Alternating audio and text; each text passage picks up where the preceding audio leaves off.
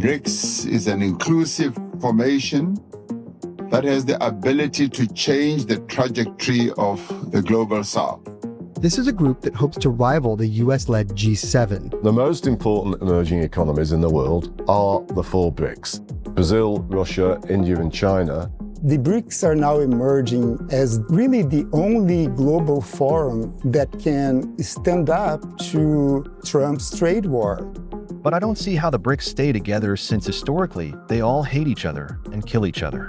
It's the new power bloc on the global stage, billed as an economic heavyweight, changing the global rules. And like it or not, the voice of BRICS is growing louder by the day as it gains more partners and influence. Over time, more countries started expressing interest in joining BRICS. In 2010, South Africa was invited because it was a major economy on the African continent. 4 members joined in 2024, and this year Indonesia joined as well. Mexico is holding secret talks with Beijing about obtaining a special BRICS partnership status. The very idea of deep integration of the United States' Latin American neighbor into an architecture built by China, Russia, India, and other countries came as a thunderbolt for Donald Trump's circle. BRICS was set up to hurt us, and that's okay if they want to play that game, but I can play that game too. So anybody that's in BRICS is getting a 10% charge. Kia ora, I'm Amanda Gillies, and today on The Detail, should New Zealand join BRICS, the powerful bloc of emerging economies led by Brazil, Russia, India, China and South Africa? Could it open doors to new markets? Could it strengthen our independence on the world stage? Or would it ruffle the feathers of our existing international partners? In an opinion piece published in The Conversation, Chris Ogden, an Auckland University Associate Professor in Global Studies, floated the idea of joining BRICS, saying it would be a pragmatic way for Wellington to spread its diplomatic wings. So I think the world is in flux. So there's these emergent institutions like BRICS, and it seems as though a lot of Western institutions are in decline, and the overall global power is shifting towards our region in the Indo-Pacific.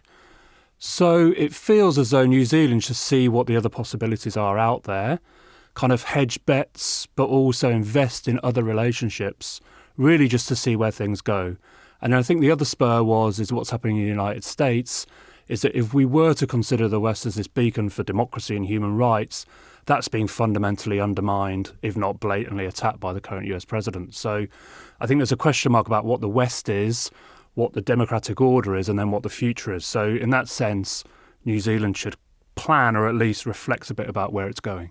We will have a lot more from Chris in a moment, including public feedback to his view. But first, I talked to Sam Suchdeva, National Affairs Editor for Newsroom, who knows all the ins and outs of BRICS and the pros and cons of New Zealand joining. And he explains why Donald Trump doesn't belong and isn't a fan. It's an acronym, funnily enough, and it's made up of the 5 initial members, although actually it was 4. It was BRIC and then they added the S. So Brazil, Russia, India, China and South Africa. Now it also includes Egypt, Ethiopia, Indonesia, Iran and the United Arab Emirates, plus 10 partners. It is sort of a grouping of these economic powerhouses, or certainly budding economic powerhouses from the developing world. So you've got the G7, which has traditionally been this grouping of wealthy Western nations that want to help shape world affairs, and BRICS is sort of an attempt to do that from some of the lesser known or less established powers. So it's kind of a counterweight to the Western dominance, so to speak. Is that fair?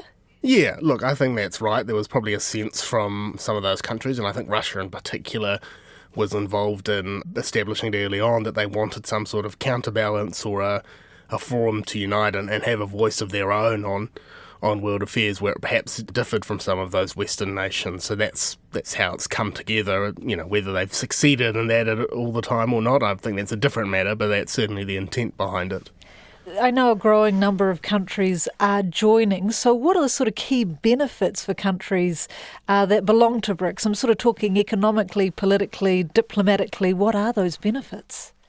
I mean, I think in terms of direct outcomes from it, it's a little bit hard to say. I guess it's the idea that probably sits behind New Zealand joining the different groups that we do, which is that, you know, you have more power if you're operating together as a joint entity, and you sort of have all your voices in unison.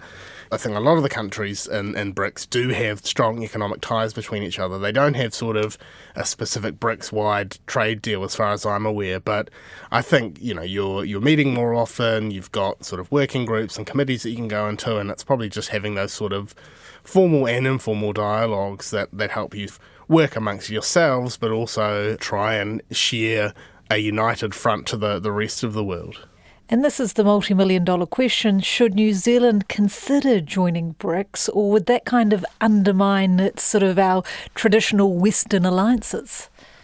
Yeah, look, it is an interesting idea. It's not one that I've heard talked about in Wellington at all. That doesn't necessarily mean it won't happen, but you could say these are the countries that are probably going to represent the future of our economic and trade relations. We've obviously got strong trade relations, economic relations with China already. We've got Christopher Luxon working very hard and overtime to try and get a trade deal with India done. Here is the Prime Minister talking to Mike Hosking on News Talk ZB about that earlier this week. We've said we'd do it in this term. We've got our third round of in-person negotiations going down this week, so that the Indian team are here.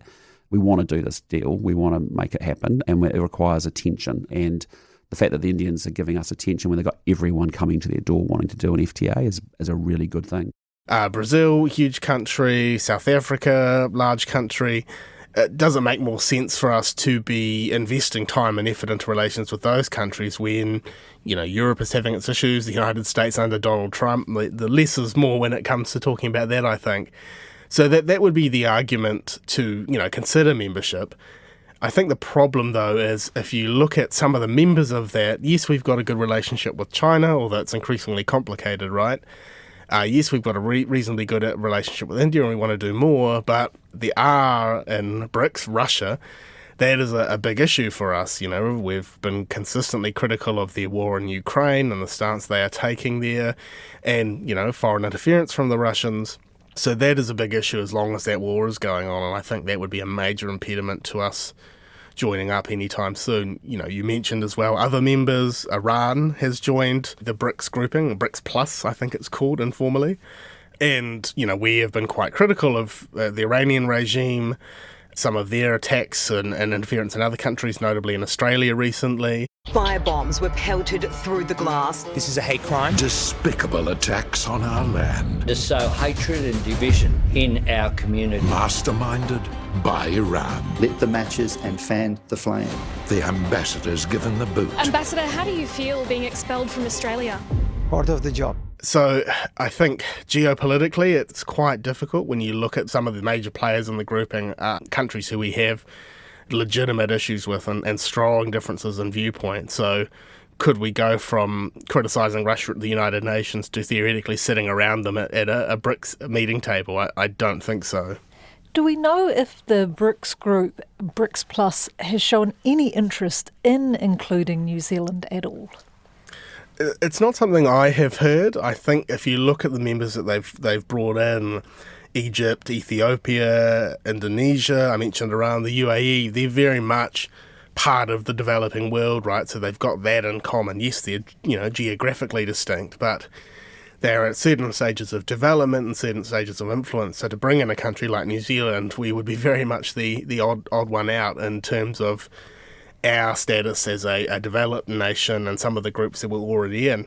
Having said that, you know, China in particular in the past has made a point of bringing New Zealand into these things, or wanting to forge relations with New Zealand. They had the tradition of the 4 firsts or 5 firsts as they called it. So I think they like having New Zealand in the picture as to say, you know, this is a link to the Western world. So look, I think if we were to go to them expressing interest, I'm sure they would hear us out, but I don't know that it's something that they would proactively want to pursue with New Zealand.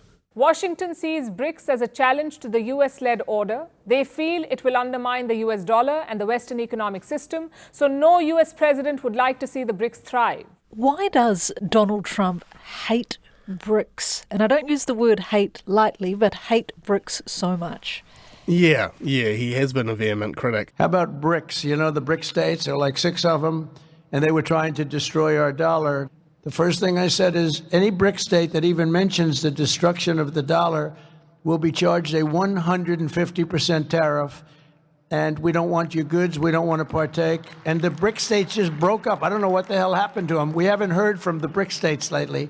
And I think part of it is the fear that you have this grouping of countries. I think it's now at maybe just under 50% of the world's population, or give or take. So that's quite a base of power to work from, just pure people power. But one of the things that has been talked about is whether BRICS would establish an alternative currency to the US dollar, a common currency. And I think that is why Donald Trump has sees them as a big threat and has been very, very critical, condemnatory, because if you were to have a common currency that was built between these countries, as I say, nearly half of the world's population, that could be a real threat to the US dollar as a sort of the predominant currency in financial markets. Now, they don't seem to have got organised enough to do this, and I don't know that it's on the horizon anytime soon, but I think that is the big fear from Donald Trump and some in the US, that is, you know, if they can get their act together and they do agree on this, then all of a sudden the US dollar finds itself in a really difficult position. Gosh, that would be huge. And would it be, if we did sign up, our relationship with Trump, with the US, where would that leave us? Would we see a, increase in tariffs? What do you think? Yeah, look, it's certainly possible. I think that was a threat early on from Donald Trump, was that, anyone who was in BRICS or wanted to join BRICS would find themselves facing heavy tariffs. So that might act as a deterrent from an outside nation joining. But actually, there's an argument that, Trump's tariffs have been pushing the BRICS members closer together. Obviously, he's gone after Russia quite hard, but also China, huge tariffs. India has been singled out for their purchases of Russian oil, so I think that's half of the 50% tariff that's been placed on them as a result of that. So the idea is to try and force them to separate and break up these relationships, but perversely it might be having the reverse effect and actually bringing these countries closer together, because they've got, a united grievance and a united enemy in Donald Trump. So yeah, I think that would be effective for New Zealand or any country thinking about joining. But if you're already in the tent, then, is this really going to have a deterrent effect, or is it just going to make you more reliant on each other? I think it's an open question. Auckland University Associate Professor in Global Studies Chris Ogden says as the world order shifts, maybe it's time New Zealand investigates joining BRICS. He wrote an opinion piece on this, published last week. Feedback was varied. There's been a lot of reads that's been pretty good. I've had a couple of emails from people saying, are you really sure that New Zealand should join a grouping, say, with Russia and Iran, for example? Are you sure they should join a grouping that produces so much oil and gas and coal for the environmental reasons? And then other reactions have been, this is worth thinking about, isn't it? And if the world is in flux and it is changing, but also if New Zealand's in so many international organisations, then kind of what's the harm? Particularly if it's quite a new organisation where New Zealand could be in there influencing debate, influencing policy. So you think New Zealand has more to lose than to gain by joining? So I'm kind of in the middle. Okay. So the way I see it is we are, for whatever reason, at the end of the kind of American century, the end of the period of Western dominance. I think Asia, there'll be an Asian century, Asian dominance. It will be dominated by these big powers, some of whom are in BRICS, such as China and India, maybe Brazil. And I think it's always better for diplomats to be inside the room than outside the room, because that's where you can influence things. That's when you can change behaviour for the better. And within that environment, but also the decline of the West, my concern would be that a country like New Zealand ends up being nowhere.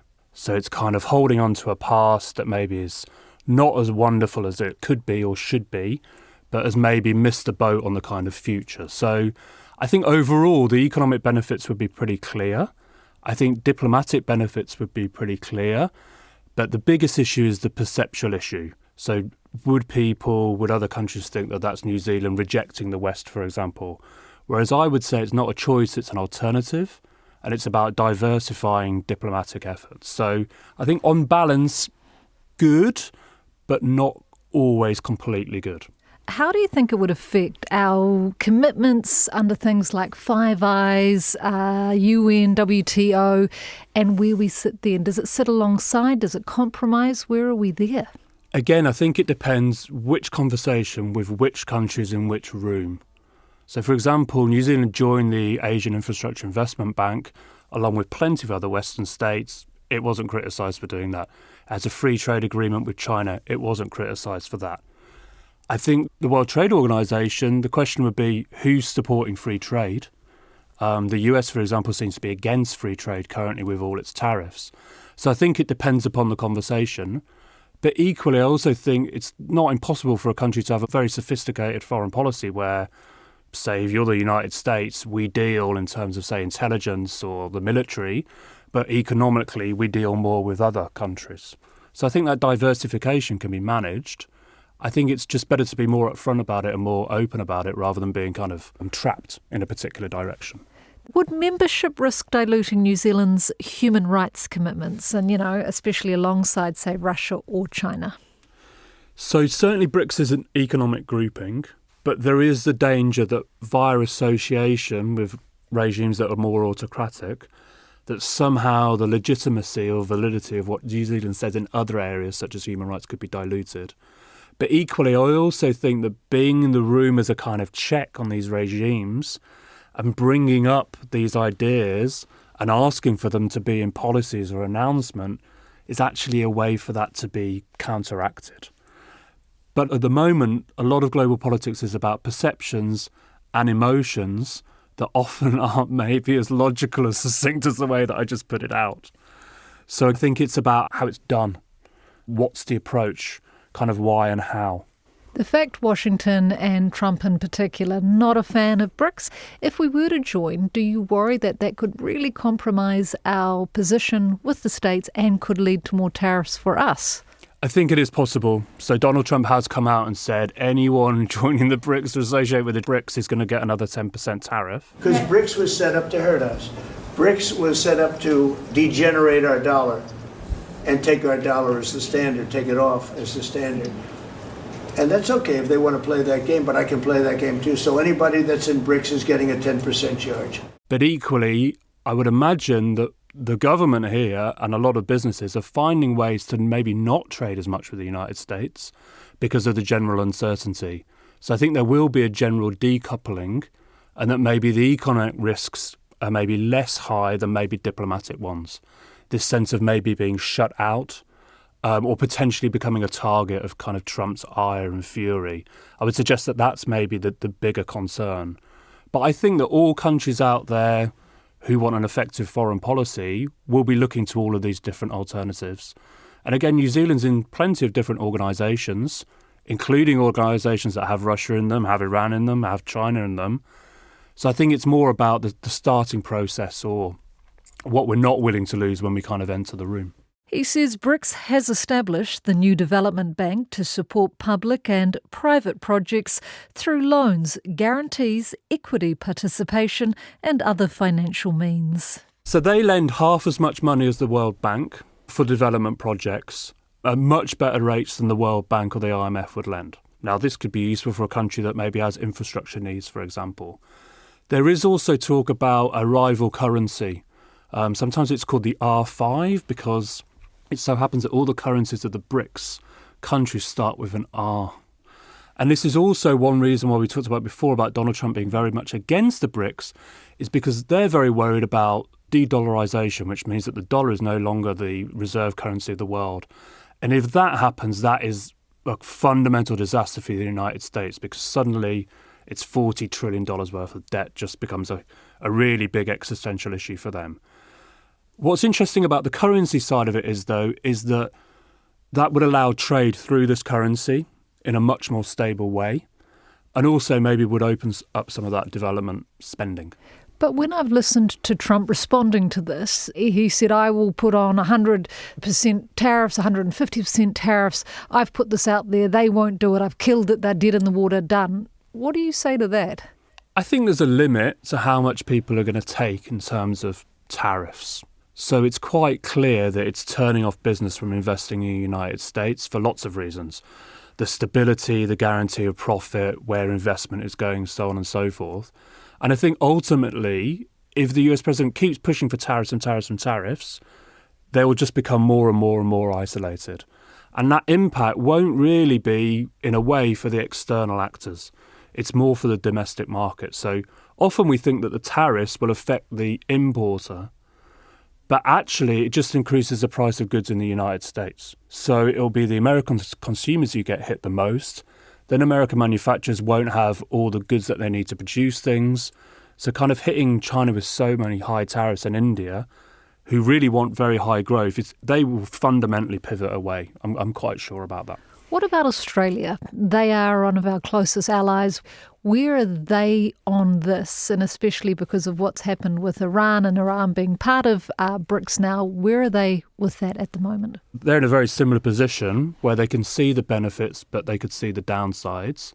I think what's interesting about New Zealand and Australia together is that these countries are fundamentally within the Asian region. Regardless of maybe conceptually thinking being in the West, they're right here. So there could be possibility maybe for both countries to join maybe as kind of partners. They don't have observer status in the BRICS. You join as a partner where you get to turn up, you get to go to particular levels of meetings. You actually get to dictate a little bit on policy. And maybe that's a starting point. And maybe going together might kind of cushion the blow, as it were, for the wider kind of international scene. How would we even get involved, get invited? How does that work, the actual process? I think you can ask, from what I've gathered. Ask politely? Yeah. I mean, that's how other countries have done it recently. And that's how Ethiopia, Indonesia have done it.